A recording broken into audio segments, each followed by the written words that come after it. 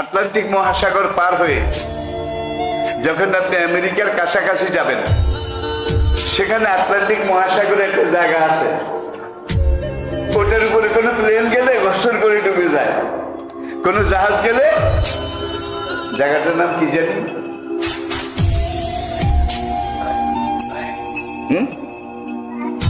মানে সেখানে যেটা যায় এটাই ওই পানি গোল্লা মেরে নিচের দিকে যায় আর কি। হ্যাঁ, বারমুডা। ওই বুড়ো হয়ে গেছে, সব কথা মনে থাকে না। আর কত থাকবে, কত দিকে থাকবে? Bermuda triangle. কয়েকদিন পর ইনশাল্লাহ আমিও সেটার উপর দিয়ে যাব, আমিও যাব। এমন ভাবে আল্লাহ এটাকে বানিয়েছেন। কোথায় উড়োজাহাজ? হাজার হাজার ফিট উপরে, আর পানির গোল্লাটা নিচের দিকে এমন ভাবে নামে, আর এটার অ্যাকশন হাজার হাজার ফিট উপর থেকে উড়োজাহাজকে এইভাবে এটার ভিতরে নেমে হারিয়ে যায়, জাহাজ যায় হারিয়ে যায়।